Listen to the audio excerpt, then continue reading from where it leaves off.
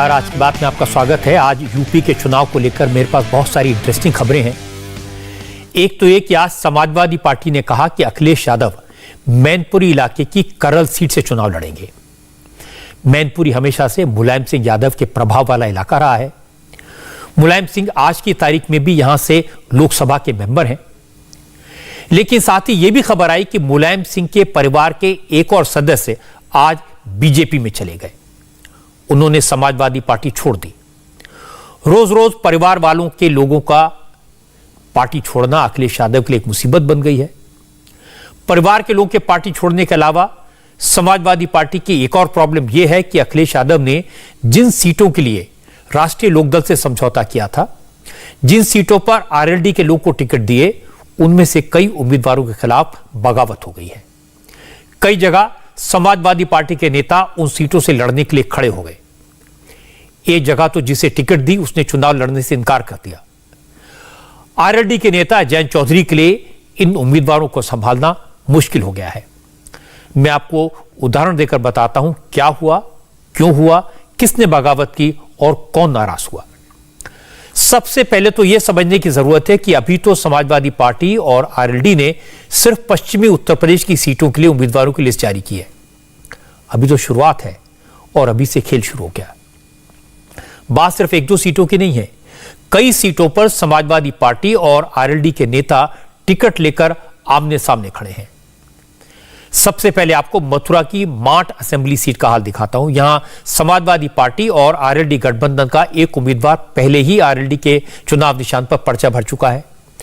अब इसी सीट पर समाजवादी पार्टी के टिकट पर दूसरे उम्मीदवार ने भी नॉमिनेशन फाइल कर दिया है और पहले कैंडिडेट ने अपना पर्चा वापस लेने से इनकार कर दिया। इसलिए जयंत चौधरी फंस गए, मुसीबत में है। ये जो तस्वीर आप देख रहे हैं, गले में माला डाले जो नेता दिखाई दे रहे हैं, वो समाजवादी पार्टी के नेता संजय लाठर हैं। माट सीट से नॉमिनेशन फाइल करके निकले हैं। अब साइकिल के निशान पर चुनाव के मैदान में हैं। अब दूसरी तस्वीर देखिए। यह तस्वीर राष्ट्रीय लोकदल के योगेश नौहवार की है।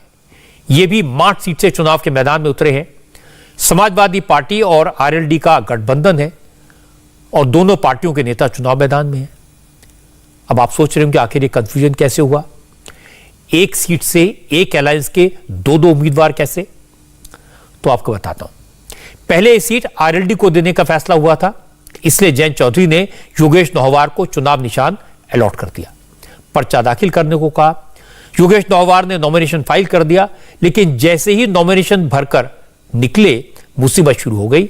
समाजवादी पार्टी के नेताओं ने उनका विरोध कर दिया। प्रेशर में आकर अखिलेश यादव ने जयंत चौधरी से बात की। यह सीट समाजवादी पार्टी के उम्मीदवार को देने को कहा।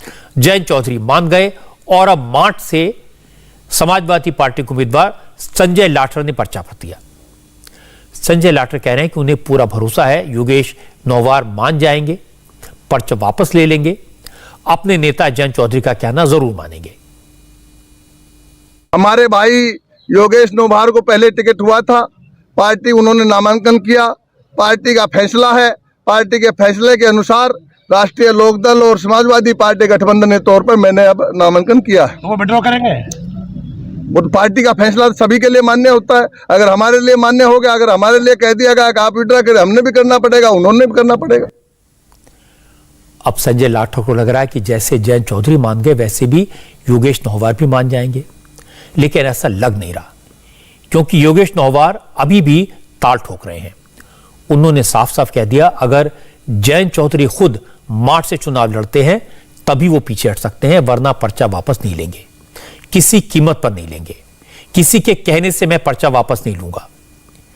योगेश नौहवार ने कहा, जयंत चौधरी ने उन्हें बुलाकर कहा था कि मैदान से हट जाओ, लेकिन उन्होंने जयंत चौधरी से भी कह दिया कि अब मैं मैदान नहीं छोड़ूंगा।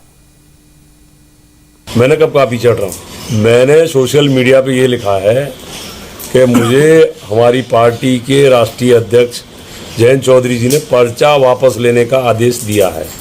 मैंने उस पर स्पष्ट अपना जो हिसाब से कह दिया कि मैं पर्चा वापस नहीं लूँगा। मैंने उनको स्पष्ट मना किया कि जब मैं पर्चा सिंबल आपने मुझे दिया है, पर्चा दाखिल करने के बाद मैं किसी भी सूरत में पर्चा वापस नहीं लूँगा। सिर्फ एक शर्त पे ले सकता हूँ, अगर वहाँ से जयंत चौधरी पर्चा दाखिल करना चाहते हो चारू चौधरी लड़ना चाहती हो तो मैं पर्चे को वापस ले सकता हूं, और किसी भी कीमत पे मैं पर्चा वापस लेने को तैयार नहीं। इस सबसे बड़े अफसोस की बात है, राष्ट्रीय लोकदल 300 सीटों पे चुनाव लड़ा और 300 सीटों में छपरौली हम जीते और माट विधानसभा 432 वोटों से चुनाव हारे। अब ऐसी स्थिति में गठबंधन में अगर इन दोनों सीटों में से भी एक सीट जा सकती है तो मैं बहुत बड़ा दुर्भाग्य समझूंगा, और सीट को बलिदान करने वाली सोच को भी मैं कहना चाहता हूं कि ये पार्टी के नुकसान की चीजें हैं। योगेश नौहवार के तेवर देखकर बिल्कुल नहीं लगता कि वो मैदान छोड़ने वाले हैं। उन्होंने कहा पहले उन्हें टिकट दिया गया था, अब वापस लिया जा रहा है, ये कहां का न्याय है। इसकी एक बड़ी वजह यह है कि पिछला चुनाव नौहार सिर्फ 432 वोटों से हारे थे। उन्हें लगता है कि इस बार उनकी जीत पक्की है, फिर चुनाव क्यों ना लड़ें। योगेश नौहवार ने कहा कि उन्होंने पूरी जिंदगी पार्टी को दी है, दरियां बिछाई, कुर्सियां लगाई, अब जब मौका आया तो पार्टी किसी और को आगे बढ़ाए, ये नहीं होने दूंगा। इसीलिए पहले सारी बात सोशल मीडिया पर कह दी और अब कैमरे के सामने भी खुलकर कह रहे हैं। मैंने बताना चाहा सब लोगों को कि मेरे साथ क्या अन्याय हो रहा है। जिस व्यक्ति ने अपना पूरा जीवन न्यौछावर कर दिया, जो व्यक्ति ने किसी भी पार्टी के दफ्तर को तक नहीं देखा, किसी नेता के दरवाजे पे नहीं गया, जो पूरा जीवन पार्टी की दरी बिछाने में और टेंट लगाने में और नीचे स्तर पर कार्यकर्ता रहा, उस पार्टी के कार्यकर्ता के साथ कितना बड़ा अन्याय हो रहा है। उसे पर्चा नामांकन भरने के लिए कहा गया और उसे वापस लेने के लिए कहा जा रहा है। तो मैं अपने कार्यकर्ताओं से, अपने समर्थकों से अपनी बात रखने के लिए मैंने वो फेसबुक पर डाला। योगेश नौहवार आहत हैं। उनकी बात सुनकर लगता है कि बात बनने वाली नहीं है। अगर किसी प्रेशर में योगेश नौहवार जयंत चौधरी की बात मानकर पर्चा वापस ले भी लेते हैं तो भी ये नहीं लगता कि वो समाजवादी पार्टी के उम्मीदवार के लिए उतनी मेहनत करेंगे जिसकी उम्मीद जयंत चौधरी और अखिलेश यादव करते हैं। अलायंस का तो एक ही उम्मीदवार होगा, दो में से जो भी मैदान में हटेगा वो दूसरे को जिताने के लिए काम करेगा, ऐसा मुश्किल लगता है। और ऐसी प्रॉब्लम कई सीटों पर है। मथुरा की माट सीट की तरह मेरठ में भी टिकट बंटवारे पर हंगामा हो रहा है। मेरठ की सिवाल खास विधानसभा सीट को लेकर आरएलडी के अंदर 3 दिन से जंग छिड़ी हुई है। समाजवादी पार्टी के साथ समझौते के तहत यह सीट आरएलडी को मिली है, लेकिन जयंत चौधरी ने टिकट दिया है समाजवादी पार्टी के नेता को, यानी चुनाव निशान राष्ट्रीय लोकदल का, उम्मीदवार समाजवादी पार्टी का। इस बात से आरएलडी के नेता काफी नाराज हैं। मेरठ की सिवाल खास से समाजवादी पार्टी के नेता गुलाम मोहम्मद पिछला चुनाव हार गए थे। सीटों के बंटवारे के तहत अखिलेश यादव ने यह सीट आरएलडी को दे दी। आरएलडी के नेता चाहते थे इस सीट से राजकुमार सांगवान को टिकट दिया जाए, मेरठ की सीट से जाट नेताओं को मैदान में उतारा जाए, लेकिन सिवाल खास सीट पर आरएलडी को देने पर गुलाम मोहम्मद ने विरोध कर दिया। तो रास्ता यह निकाला गया कि गुलाम मोहम्मद आरएलडी के टिकट पर चुनाव लड़ ले। अब यह तय हो गया तो आरएलडी में बगावत हो गई। राजकुमार सांगवान के सपोर्टर्स ने जगह जगह हंगामा शुरू कर दिया। सिवाल खास असेंबली सीट के इलाके में कई जगह अब समाजवादी पार्टी और आरएलडी के कार्यकर्ताओं में टकराव हो रहा है। आरएलडी के लोग गुलाम मोहम्मद के सपोर्टर्स को कैंपेन तक नहीं करने दे रहे, गांवों में घुसने नहीं दे रहे। आरएलडी में गुलाम मोहम्मद को टिकट देने पर इस हद तक नाराजगी है कि कई जगह जयंत चौधरी के खिलाफ भी नारेबाजी हो गई। आरएलडी के झंडे में आग लगा दी गई। गुलाम मोहम्मद को टिकट देने से नाराज होकर आरएलडी के पूर्व जिला अध्यक्ष राहुल देव ने पार्टी ही छोड़ दी, लेकिन गुलाम मोहम्मद को यकीन है, उन्होंने कहा कोई विरोध नहीं है, राजकुमार सांगवान से उनकी बात हो गई है, वो मान गए हैं, अब सब मिलकर बीजेपी को हराएंगे।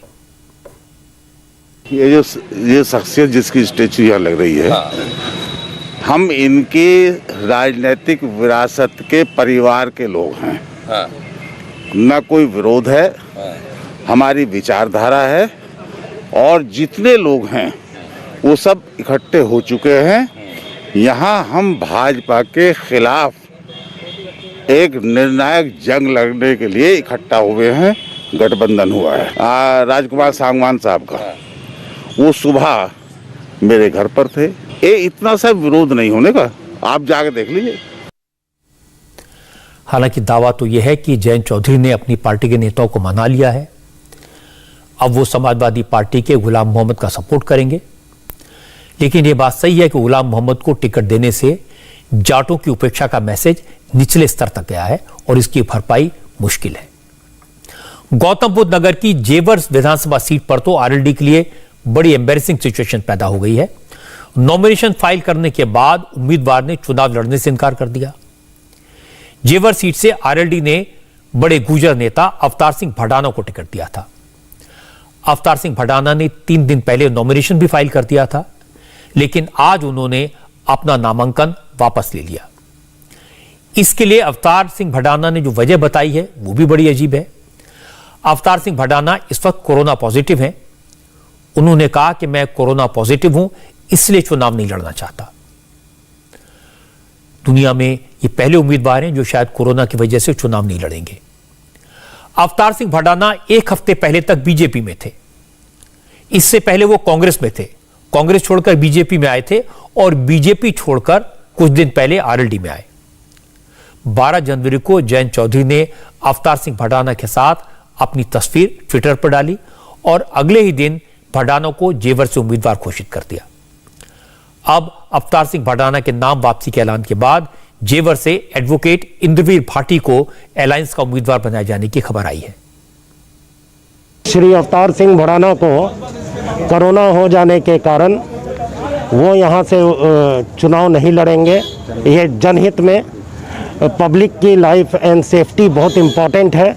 इसको देखते हुए वो इस इलेक्शन को यहाँ से विड्रॉ करेंगे और वो ये उन्होंने पार्टी हाईकमान को बता दिया कि जनता की जान को जोखिम में नहीं डालने का उनका ये बड़ी डिसीज़न है कि मैं ऐसा नहीं कर सकता और कोरोना एक ऐसी बीमारी है, तो इसलिए जनता के हित में, लोगों के हित में वो इलेक्शन अभी यहाँ से नहीं लड़ पाएंगे। नामांकन तो जो प्रोसेस होगा उसमें वापस हो जाएगा। जेवर सीट से बीजेपी ने धीरेन ठाकुर को टिकट दिया है। धीरेन जेवर के सिटिंग एमएलए हैं। धीरेन ठाकुर का कहना है कि कोविड तो बहाना है। दरअसल अवतार सिंह भडाना ने एक सर्वे कराया था जिसमें बीजेपी भारी मार्जिन से जीत रही है, इसलिए उन्होंने इलेक्शन न लड़ने का फैसला किया। मुझे ऐसा लगता है कि यहाँ के हालात देख के, चूंकि एक तरफा यहाँ बीजेपी की जीत है और बड़ी प्रचंड बहुमत से जीत है, तो हो सकता है उन्हें आभास हो गया हो इस चीज़ का। लेकिन मैंने बात करने का प्रयास किया था, चूंकि विधानसभा में मेरे साथी रहे, मैं चाहता था कि वो मेरे सामने चुनाव लड़ें और हम दोनों का भविष्य जनता तय करे, क्योंकि जनता ही भाग्य विधाता होती है लोकतंत्र में। तो मैं आपके माध्यम से भी उनसे निवेदन करना चाहूँगा कि उन्हें जेवर आ जाना चाहिए और साथ लड़ेंगे और जनता पर हम डिसीजन छोड़ देंगे कि क्या होगा। कोविड तो मुझे नहीं लगता, संभवतः ये कयास लगाए जा रहे हैं कि उन्होंने एक सर्वे कराया था इंटरनल, जिसमें वो 10 से जिसमें जो सर्वे की रिपोर्ट आई थी उसमें भारतीय जनता पार्टी है काफ़ी बहुमत से आगे। तो ये वजह हो सकती है या उनके पारिवारिक कारण भी हो सकते हैं।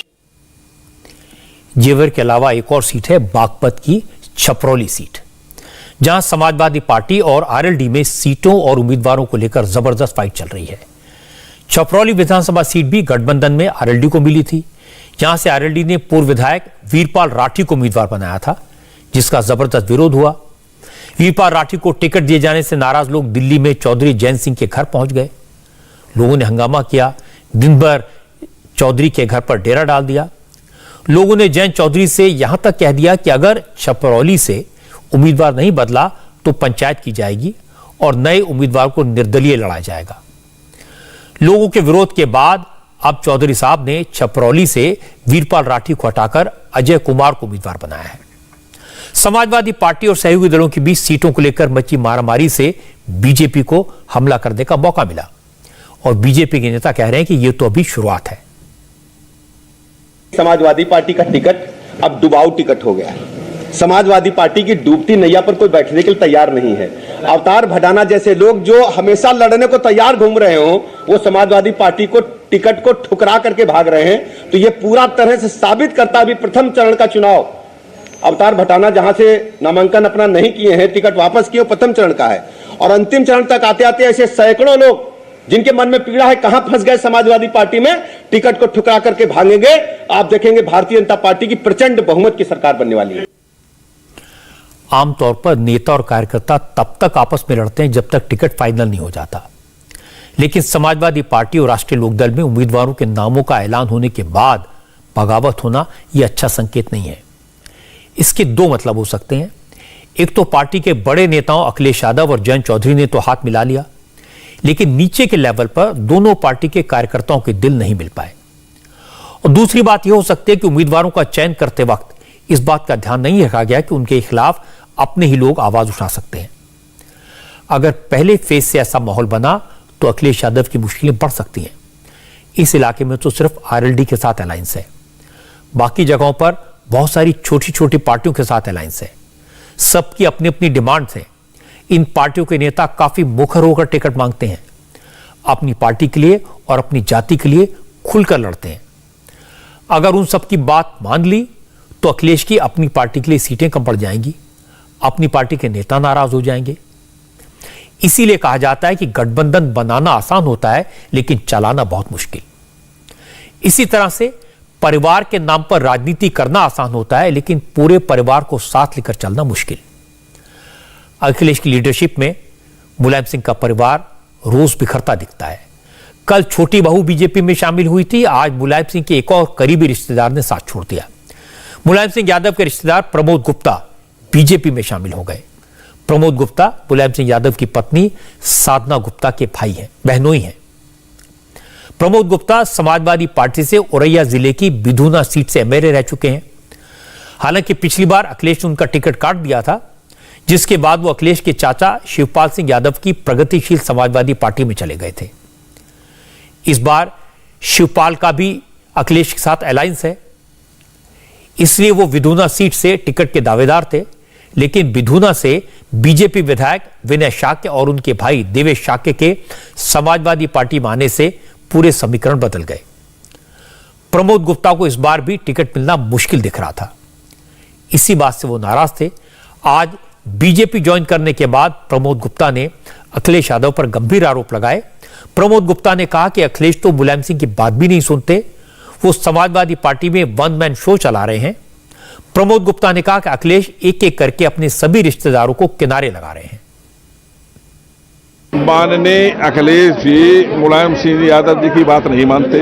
उन्होंने कई बार कहा हमारे अर्पणा के लिए, लेकिन उन्होंने नजरअंदाज कर दिया। और हम लोग जितने समाजवादी लोग हैं अखिलेश जी उन्हें पसंद नहीं करते। मेरे सामने मजबूरी थी, राजनीति करनी है क्षेत्र में तो फिर कहीं न कहीं रहना पड़ेगा। पूरे उत्तर प्रदेश में और परिवार के लोग हैं, मैं नाम नहीं लूंगा। आप बदायूं के सांसद जी को देखिए क्या दशा है, अनुराग जी की क्या दशा है। सारे लोगों को उन्होंने मट्टी मिला, वन मैन शो। जितने लोग इनकी मदद करते थे अखिलेश जी की, उनको सबको किनारे कर दिया।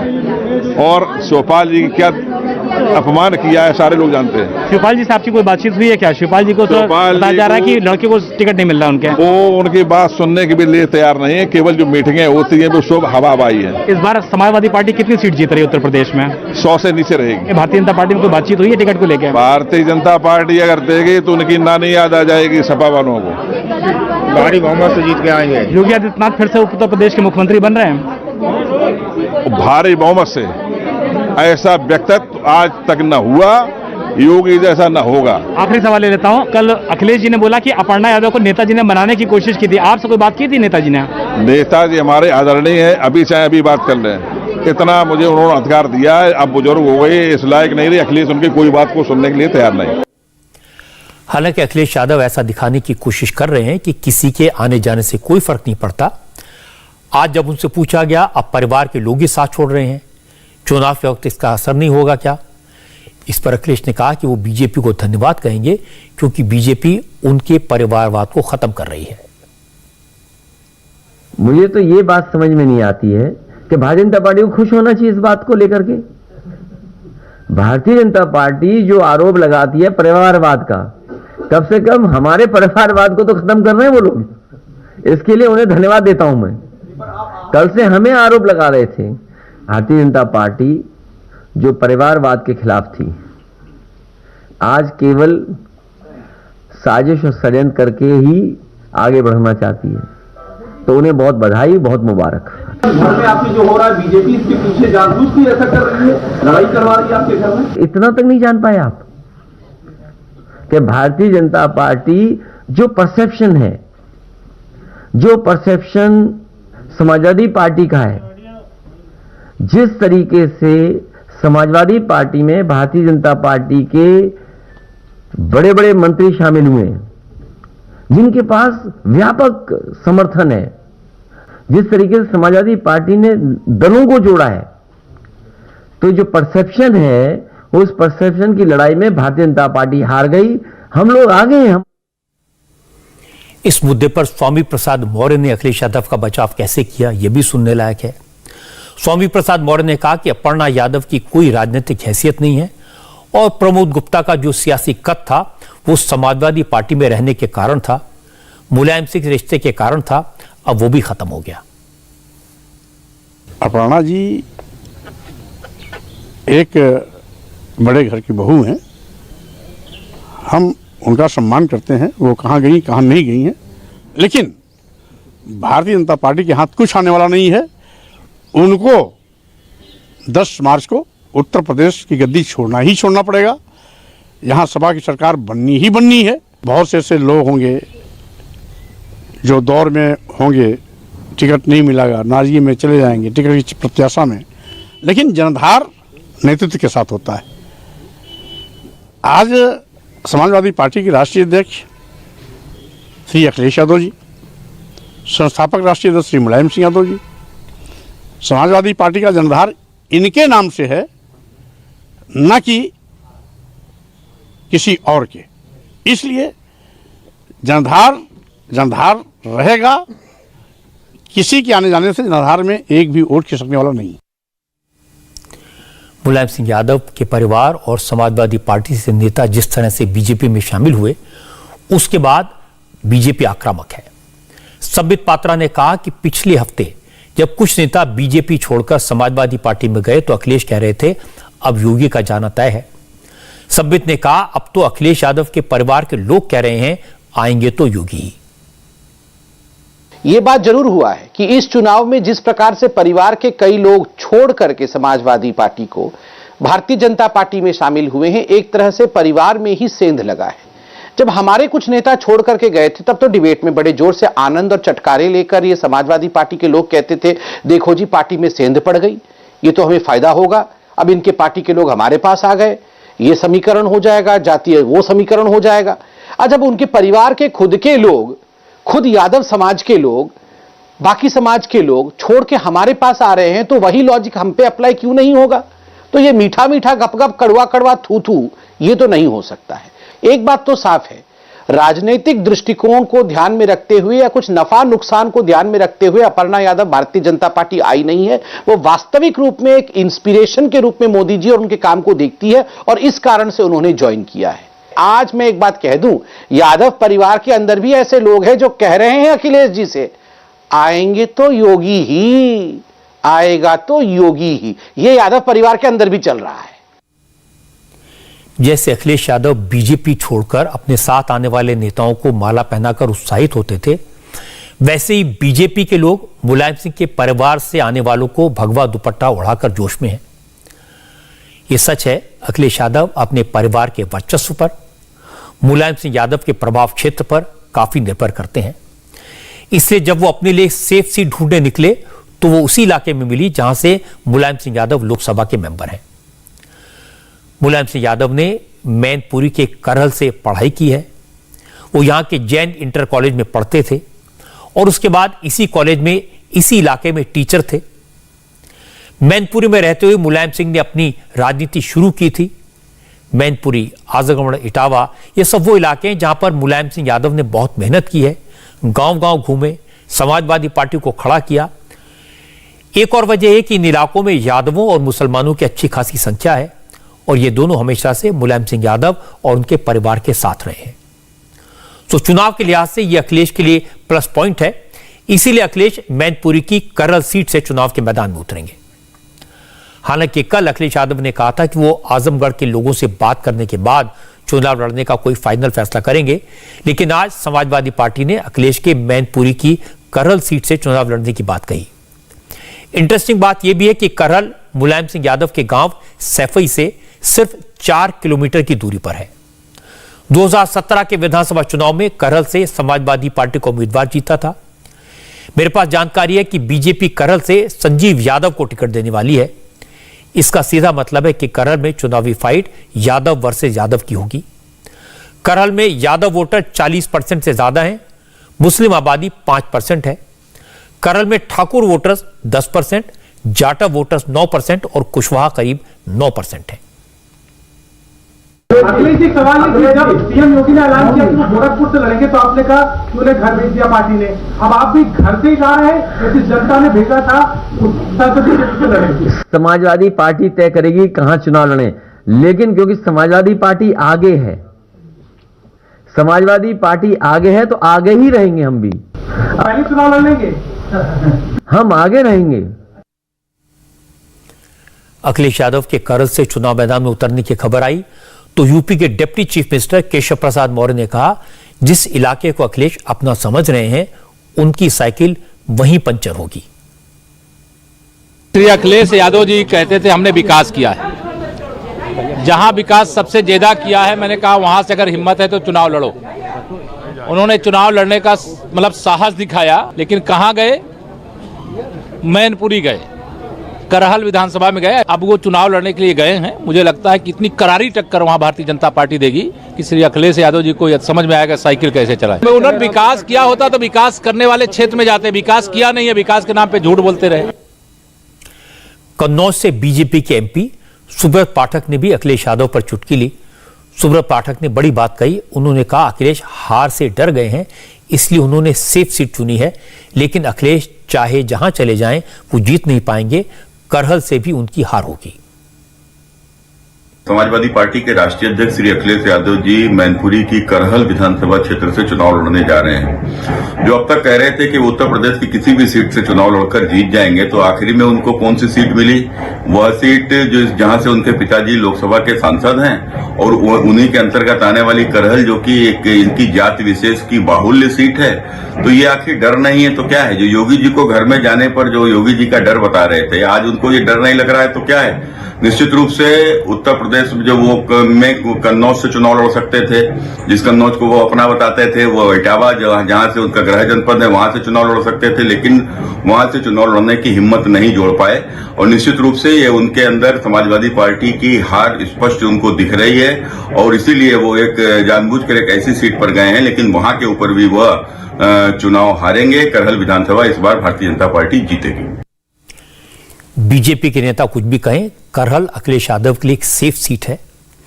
जब से समाजवादी पार्टी का गठन हुआ है तब से 2002 के चुनाव को छोड़कर हर बार समाजवादी पार्टी यहां से जीती है। 2002 में भी बीजेपी के जो नेता यहां से जीते थे वो अब समाजवादी पार्टी में चले गए और तब से वही लगातार जीत रहे हैं। पिछली बार जब बीजेपी की आंधी चल रही थी पूरे उत्तर प्रदेश में, उस वक्त भी मैनपुरी की 4 में से 3 सीटें समाजवादी पार्टी ने ही जीती थी। मैनपुरी उसी तरह समाजवादी पार्टी का गढ़ है जैसे गोरखपुर योगी आदित्यनाथ का। आज यह भी खबर आई कि योगी आदित्यनाथ को चुनौती देने के लिए भीम आर्मी के नेता चंद्रशेखर आजाद अब गोरखपुर पहुंच रहे हैं। भीम आर्मी के चीफ चंद्रशेखर आजाद उर्फ रावण ने गोरखपुर सदर सीट से चुनाव लड़ने का ऐलान किया है। आज चंद्रशेखर की पार्टी आजाद समाज पार्टी ने अपने 33 उम्मीदवारों के नाम तय कर दिए। चंद्रशेखर को गोरखपुर सीट पर योगी आदित्यनाथ के खिलाफ लड़ाने का फैसला हुआ। चंद्रशेखर ने कहा कि अखिलेश यादव ने पहले गठबंधन के लिए उन्हें 2 महीने इंतजार करवाया, लेकिन बाद में सीटें देने से इनकार कर दिया। दलित समाज के साथ इस धोखे की सजा उन्हें चुनाव में जरूर मिलेगी। उन्होंने कहा कि वो दलित, पिछड़ों और वंचितों की नुमाइंदगी करते हैं और अब ये वर्ग इस चुनाव में योगी आदित्यनाथ को अपनी ताकत दिखाएगा। ये पार्टी का फैसला है और जो पार्टी का फैसला होगा मैं और वो साथी उस फैसले का स्वागत करेंगे। क्या आप गोरखपुर से मुख्यमंत्री के सामने से मुख्यमंत्री के सामने आप चुनाव लड़ने जा रहे हैं? आप गोरखपुर से आपसे पहले देखा और जैसे मैंने कहा कि पार्टी के आदेश का मैं सम्मान करता हूं और मैं पिछले 5 साल से भी लड़ रहा हूं। अगर कोई उत्तर प्रदेश में इस सरकार के खिलाफ लड़ रहा था तो चंद्रशेखर आजाद था और आगे भी लड़ूंगा इस तानाशाही सरकार के खिलाफ। और मैंने जैसा आपको बताया कि अब मुख्यमंत्री को एहसास होगा कि लड़ाई सीधी। गोरखपुर से आप चुनाव लड़ने जा रहे हैं? गोरखपुर से आप चुनाव लड़ने जा रहे हैं? जी, पार्टी ने आदेश किया और मैं उसका समर्थन करता हूं। मैं उनका धन्यवाद भी करता हूं। मैं लड़ूंगा। गोरखपुर सदर सीट पर योगी आदित्यनाथ को टक्कर देने वाले एक उम्मीदवार का नाम तो तय हो गया। समाजवादी पार्टी की तरफ से योगी को टक्कर देने कौन उतरेगा, इस पर अभी फैसला नहीं हुआ है। अखिलेश यादव ने कहा जल्दी ही उनकी पार्टी भी अपने उम्मीदवार के नाम का ऐलान करेगी, लेकिन इसके लिए पहले समाजवादी पार्टी की गोरखपुर यूनिट से बात करनी होगी। हमारी पार्टी में कई लोगों ने आवेदन किए हैं। आज भी एक परिवार मिलने आया था। तो इस तरीके से पार्टी अपना तय करेगी। गोरखपुर की यूनिट से पूछेगी कि हमें आगे फैसला क्या लेना है। जब यह खबर आई कि योगी अयोध्या से लड़ेंगे तो अखिलेश यादव ने कहा अब योगी को गोरखपुर के लोगों पर भरोसा नहीं रहा। वो अपने घर में अपने गढ़ में जीत नहीं सकते, इसलिए प्रभु राम की शरण में जा रहे हैं। जब बीजेपी ने योगी को गोरखपुर से चुनाव लड़ने के लिए कहा तो अखिलेश ने कमेंट किया कि अब बीजेपी ने ही योगी को वापस घर भेज दिया है, अब योगी की लखनऊ में वापसी नहीं होगी। लेकिन योगी आदित्यनाथ को चाहे जितनी भी घेरने की रणनीति बना ली जाए, एक बात साफ है, गोरखपुर की सीट योगी आदित्यनाथ के लिए एक श्योर सीट है, विनेबल सीट है। गोरखपुर योगी आदित्यनाथ का इलाका है। बरसों से उन्होंने इस इलाके में काम किया है, इस इलाके के चप्पे चप्पे को जानते हैं और लोगों से उनका एक पर्सनल रैपो है। वैसे आज कांग्रेस ने भी यूपी इलेक्शन के लिए अपनी दूसरी लिस्ट जारी कर दी। 41 उम्मीदवारों में 16 महिलाएं हैं, लेकिन जिस महिला को कांग्रेस ने अपनी पोस्टर गर्ल बनाया था उसने ही आज कांग्रेस छोड़ दी। कांग्रेस ने जिस प्रियंका मौर्य को पोस्टर गर्ल बनाया वो आज बीजेपी में शामिल हो गई। कांग्रेस ने प्रियंका मौर्य को अपने अभियान लड़की हूं लड़ सकती हूं के पोस्टर का मुख्य चेहरा बनाया था और यूपी महिला कांग्रेस की उपाध्यक्ष भी थी। कांग्रेस ने पहले प्रियंका मौर्य को चुनाव लड़ाने की तैयारी करने को कहा, लेकिन आखिरी वक्त पर जब उनका टिकट कट गया, निराश होकर प्रियंका मौर्य ने कहा कि कांग्रेस का राजनीति में महिलाओं को आगे बढ़ाने का नारा सिर्फ दिखावा है, छलावा है।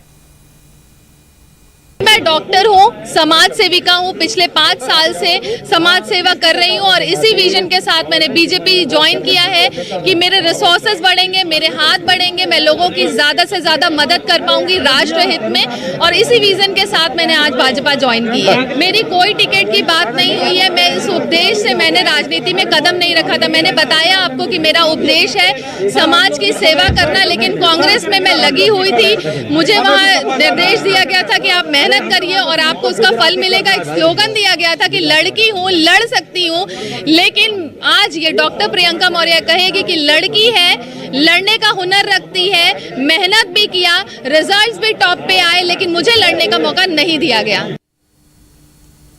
इस बात में कोई शक नहीं कि प्रियंका गांधी ने पिछले कुछ महीनों में उत्तर प्रदेश में काफी मेहनत की है, पार्टी का संगठन खड़ा करने की कोशिश की है, बिखरी हुई पार्टी को जोड़ने की कोशिश की है, लेकिन जैसे जैसे चुनाव करीब आ रहा है कांग्रेस के कार्यकर्ताओं का जोश घटता दिखाई दे रहा है। अब कांग्रेस के नेताओं में उत्साह नहीं दिखता जो 2 महीने पहले तक दिख रहा था। अब कांग्रेस के लोगों को ये लगने लगा है कि यूपी में इलेक्शन बाइपोलर है, मुकाबला बीजेपी और समाजवादी पार्टी के बीच है। कांग्रेस को यूपी से कोई खास उम्मीद नहीं है, लेकिन एक राज्य ऐसा है जहां से कांग्रेस को काफी उम्मीद है और वो है गोवा। इसलिए कांग्रेस ने गोवा में अकेले अपने दम पर चुनाव लड़ने का फैसला किया है। शिवसेना और एनसीपी कांग्रेस के साथ मिलकर चुनाव लड़ना चाहते थे, लेकिन कांग्रेस ने गठबंधन करने से इनकार कर दिया और गोवा में जाहिर है उसका मुकाबला बीजेपी से है, क्योंकि बीजेपी ने पूरी ताकत लगाई हुई है। बीजेपी ने आज गोवा विधानसभा चुनाव के लिए 34 उम्मीदवारों की लिस्ट जारी की और इस लिस्ट लेकर विवाद हुआ। असल में बीजेपी की पहली लिस्ट में उत्पल पारेकर का नाम नहीं है। उत्पल पारेकर गोवा के पूर्व मुख्यमंत्री मनोहर पारेकर के बेटे हैं, जो पणजी सीट से अपने लिए टिकट मांग रहे थे, लेकिन पार्टी ने पणजी से सिटिंग एमएलए आतंसियो मोन्सेरेट को टिकट दे दिया। मोन्सेराट 2017 में कांग्रेस से बीजेपी में आए थे।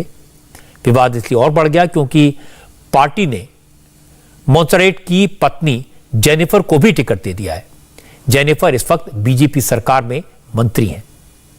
बीजेपी ने गोवा में एक और कपल को अपना उम्मीदवार बनाया, एक और परिवार को। पूर्व मुख्यमंत्री प्रताप सिंह राणे के बेटे और मौजूदा बीजेपी सरकार में मंत्री विश्वजीत राणे को भी टिकट दिया है और उनकी वाइफ दिव्या राणे को भी बीजेपी ने अपना उम्मीदवार बनाया है। विश्वजीत राणे तो अपनी मौजूदा सीट वालपोई से चुनाव लड़ेंगे, मगर इंटरेस्टिंग बात है कि बीजेपी ने उनकी पत्नी दिव्या राणे को पोरियम सीट से प्रत्याशी बनाया है। पोरियम सीट से कांग्रेस ने विश्वजीत राणे के पिता और former chief minister Pratap Singh Rane को टिकट दिया है। हालांकि अभी प्रताप सिंह राणे ने तय नहीं किया कि वो अपनी बहू और बीजेपी के उम्मीदवार दिव्या राणे के खिलाफ चुनाव लड़ेंगे या नहीं।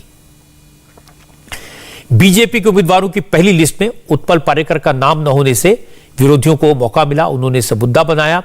अरविंद केजरीवाल ने बीजेपी पर आरोप लगाया कि वो मनोहर पारेकर का अपमान कर रही है। बीजेपी ने मनोहर पारेकर का इस्तेमाल करके उनके परिवार से किनारा कर लिया। हालांकि गोवा में बीजेपी के प्रभारी देवेंद्र फडणवीस ने कहा कि पारेकर फैमिली बीजेपी का अपना परिवार है। उत्पल पारेकर से बात चल रही है, उन्हें किसी और सीट से चुनाव लड़ने के लिए मनाने की कोशिश की जा रही है। पंजिम में जो सिटिंग एमएलए है उन्हीं को टिकट दिया गया है। उत्पल पर्रिकर या पर्रिकर जी का परिवार, ये हमारा परिवार है, ये हमारे सारे करीबी लोग हैं। हमने उत्पल पर्रिकर को 2 और ऑप्शन दिए थे कि जहां से वो लड़ सकते हैं, उसमें से एक तो उन्होंने पहले ही मना कर दिया था, दूसरे के बारे में भी उनसे चर्चा चल रही है और हम सबको लगता है कि उन्होंने मानना चाहिए। और वैसे भी भारतीय जनता पार्टी में जो पर्रिकर परिवार है उस परिवार को हमेशा सम्मान ही दिया है। शिवसेना ने कहा कि अगर उत्पल पारेकर पणजी से निर्दलीय चुनाव लड़ते हैं तो शिवसेना उन्हें सपोर्ट कर सकती है। जरूर उत्पल पर्रिकर के बारे में गोवा के लोगों में एक इमोशन है कि मनोहर पर्रिकर का बेटा है, काम करता है, उसके पिताजी की सीट थी पणजी, वहां से अगर वो चुनाव लड़ने को आता तो जीत जाता, लेकिन उसको टिकट नहीं दिया, वो भी लड़ना चाहता है। अगर हमने कहा कि अगर उत्पल पर्रिकर इंडिपेंडेंट लड़ता है तो हम लोग कोशिश करेंगे उसको पूरी तरह से सपोर्ट करने की, लेकिन वो उसका ऊपर है, उत्पल के ऊपर है कि लड़ना है नहीं लड़ना है। आज भी वो बीजेपी का मेंबर है, उसके फैमिली में, उसका फैमिली का बीजेपी बढ़ाने में गोवा में बहुत बड़ा योगदान है। मनोहर पर्रिकर ने यहाँ बीजेपी खड़ी की है। आज प्रधानमंत्री नरेंद्र मोदी ने एक बड़ी बात कही। मोदी ने कहा कि देश की छवि को खराब करने की साजिश हो रही है। झूठी बातें फैलाकर, अफवाहों को हवा देकर दुनिया के सामने भारत को नीचा दिखाने की कोशिश हो रही है। मोदी ने कहा कि इंटरनेशनल लेवल पर देश के खिलाफ षड्यंत्र होता है और यह कोई सियासी मामला नहीं है, यह देश की छवि का सवाल है। इसलिए इस साजिश को बेनकाब करना, नाकाम करना, देश की सही छवि, असली तस्वीर दुनिया के सामने रखना हर देशवासी की जिम्मेदारी है। आप सभी इस बात के साक्षी रहे हैं कि भारत की छवि को धूमिल करने के लिए किस तरह अलग अलग प्रयास चलते रहे हैं। इसमें अंतर्राष्ट्रीय स्तर पर भी बहुत कुछ चलता रहता है। इससे हम ये कहकर पल्ला नहीं झाड़ सकते कि ये सिर्फ राजनीति है। ये राजनीति नहीं है, ये हमारे देश का सवाल है। और जब हम आजादी का अमृत महोत्सव मना रहे हैं तो ये भी हमारा दायित्व है कि दुनिया भारत को सही रूप में जाने। ऐसी संस्थाएं जिनकी अंतर्राष्ट्रीय क्षेत्र में दुनिया के कई देशों में उपस्थिति है, वो दूसरे देशों के लोगों तक भारत की सही बात को पहुंचाए। भारत के बारे में जो अफवाहें फैलाई जा रही हैं उनकी सच्चाई वहां के लोगों को बताएं, उन्हें जागरूक करें। ये भी हम सबका कर्तव्य है। आप सोच रहे होंगे कि प्रधानमंत्री मोदी ने देश को बदनाम करने की साजिश की बात क्यों की। असल में ये बात वो कई बार पहले भी कह चुके हैं, लेकिन आज इमीडिएट प्रोवोकेशन ये था कि इसी समारोह में राजस्थान के मुख्यमंत्री अशोक गहलोत ने कहा, इस वक्त देश में टेंशन का माहौल है, अविश्वास का माहौल है, हिंसा का वातावरण है, इसे ठीक करने की जरूरत है। तो हम चाहते हैं कि देश में शांति, सद्भाव, भाईचारा उत्पन्न हो, मजबूत हो, जिसकी आज सबसे बड़ी आवश्यकता भी है, क्योंकि थोड़ा देखने में आ रहा है तनाव का माहौल है देश के अंदर, हिंसा का माहौल है, उसे छुटकारा मिले, ये आपकी हम सबकी इच्छा रहती है। मैं समझता हूँ सत्य अहिंसा के मार्ग पे चल के ही हम समाज को और किसी देश को आगे बढ़ा सकते हैं। जहाँ शांति होगी वहाँ विकास होगा, ये हमारी धारणा हमेशा रही है। इसलिए शांति, सद्भाव, भाईचारा, सत्य अहिंसा ये हमारे मूल मंत्र है। इसको मजबूत करने का काम मैं समझता हूँ कि प्रजापति ब्रह्म कुमारी ईश्वरीय विश्वविद्यालय का परिवार बहुत अच्छे ढंग से निभा सकता है, ये मेरा विश्वास है। मुझे लगता है प्रधानमंत्री मोदी ने आज जो कहा वो 100% सही है। बहुत सारे उदाहरण हैं जब झूठे वीडियो दिखाकर, झूठी खबरें फैलाकर भारत को बदनाम करने की कोशिश होती है।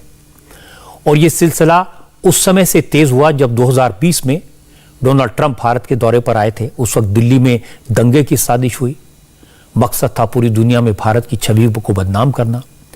उससे कुछ दिन पहले पाकिस्तानी वीडियोस को हिंदुस्तान का बताकर दावा किया गया था कि हिंदुस्तान में मुसलमान पर ज्यादती हो रही है, मुसलमान सुरक्षित नहीं है, मुसलमानों को कत्ल किया जा रहा है। मकसद था ये दिखाया जाए कि भारत में तनाव है, भारत में असहिष्णुता है। ऐसे तमाम एग्जाम्पल है। और ये सही है कि कई बार घटनाएं होती कुछ हैं लेकिन उन्हें पेश किसी अलग तरीके से किया जाता है। गली में अपराध हो रहा है, कोई सुरक्षित नहीं है, ये साजिश है। मुश्किल तब होती है जब हमारे देश के लोग, हमारे देश के राजनीतिक दल और हमारे यहाँ के कुछ लोग थोड़े से फायदे के लिए देश के खिलाफ बोलने लगते हैं। मेरा कहना है कि राष्ट्र सर्वोपरि है। देश के सम्मान की रक्षा करना, देश के खिलाफ साजिश करने वालों के खिलाफ सबको मिलकर खड़े होना चाहिए, यह हर देशवासी का कर्तव्य है। और हर भारतीय इस बात को समझता है, मानता है, लेकिन कई बार अपवाद हो जाते हैं और राहुल गांधी इनमें एक अपवाद है। नरेंद्र मोदी का विरोध करते करते वो देश को भी भूल जाते हैं। मोदी को नीचा दिखाने के चक्कर में कब सीमा पार कर जाते हैं शायद उन्हें भी पता नहीं लगता। आज ही राहुल गांधी ने एक विवादित ट्वीट किया। उन्होंने लिखा कि हिंदुत्ववाद की राजनीति करने वाले नफरत फैला रहे हैं। राहुल गांधी ने आरोप लगाया कि हिंदुत्ववादी अपनी साजिश साइबर दुनिया में फैला रहे हैं, जिसका मुकाबला करने की जरूरत है। मुझे लगता है हम लोग को सीख देने के बजाय राहुल गांधी का भी यह कर्तव्य है कि वो ये ध्यान रखे कि देश सबसे ऊपर है। अब एक बार कोरोना के केसेस को समझ लेते हैं। कुछ दिन तक कोरोना के केसेस में लगातार गिरावट के बाद हमारे देश में एक बार फिर कोरोना का ग्राफ तेजी से बढ़ा है।